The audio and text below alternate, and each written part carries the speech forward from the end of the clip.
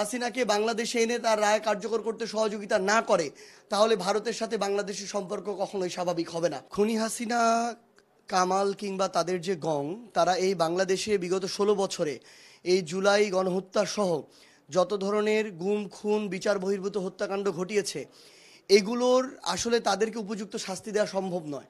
তারপরও আজকে তাদের যে ফাঁসির যে রায় হয়েছে, এর মধ্য দিয়ে অন্তত আমাদের যারা শহীদেরা রয়েছেন তাদের আত্মায় ন্যূনতম শান্তি পাওয়ার জন্য যে ন্যায় বিচার, ততটুকু আজকে প্রতিষ্ঠিত হয়েছে। আমরা এখন এই রায় কার্যকর হওয়ার অপেক্ষায় আছি। আমরা চাই অতি দ্রুত সময়ের মধ্যে বাংলাদেশ সরকার ভারতের সরকারের সাথে কথা বলে শেখ হাসিনাকে বাংলাদেশে এনে তার এই মৃত্যুদণ্ড, তার এই ফাঁসির রায় কার্যকর করতে হবে।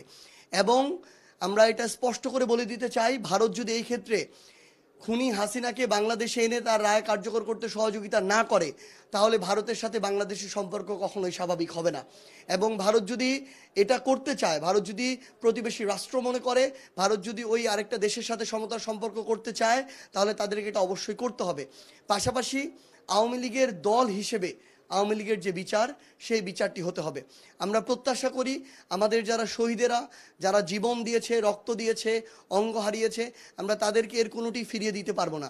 কিন্তু এই খুনি হাসিনা, কামাল সহ আরও যারা এই গুম খুন বিচার বহির্ভূত হত্যাকাণ্ডের সাথে সম্পৃক্ত ছিল, তাদের এই রায় কার্যকর করার মধ্য দিয়ে তাদের আত্মার ন্যূনতম একটি প্রশান্তি আসবে।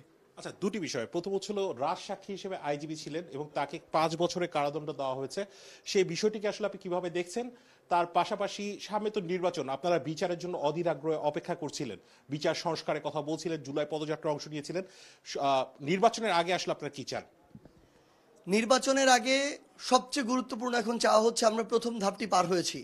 খুনি হাসিনার যে রায়, মৃত্যুদণ্ডের ফাঁসির রায়, সেই রায়টি হয়েছে। আমরা আগামী নির্বাচনের আগে তার এই রায়ের কার্যকারিতা চাই।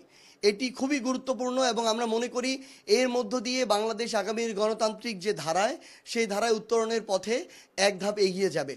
পাশাপাশি আমরা আজকে যিনি আইজিপি ছিলেন, যিনি রাজসাক্ষী যিনি দিয়েছেন, আমরা ব্যক্তিগতভাবেও যখন তার সম্পর্কে খোঁজখবর নেওয়ার চেষ্টা করি, তখন তার মধ্যে তার যারা তার সাথে কলিগ ছিলেন তারাও বলেছিলেন যে তিনি যথেষ্ট পেশাদার ছিলেন তার জায়গা থেকে, কিন্তু সিস্টেমের অংশ হিসেবে তিনিও এই অন্যায়গুলোর দায়ভার কখনো এড়াতে পারেন না।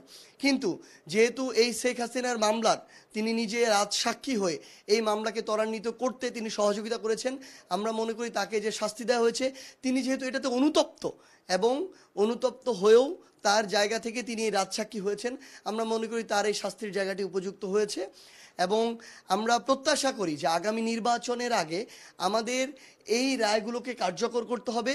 আমাদের যে সংস্কারের যে প্রক্রিয়াটি, এই যে জুলাই সনদের প্রক্রিয়াটি, এই জুলাই সনদ আগামীর গণভোটে হ্যাঁ ভোটের মধ্য দিয়ে জনগণের রায় পাবে এবং আমাদের যারা শহীদ পরিবার রয়েছেন, আহত যোদ্ধা রয়েছেন, আমাদের এই অভ্যুত্থানের আগে যারা বিভিন্ন হত্যাকাণ্ডে নিজেদের জীবন হারিয়েছেন, তাদের পুনর্বাসন করা, তাদের জীবনের নিরাপত্তার ব্যবস্থা করা এবং তাদের প্রয়োজনীয় আইনানুগ যে সহযোগিতাগুলো, সেগুলো করা অতি গুরুত্বপূর্ণ।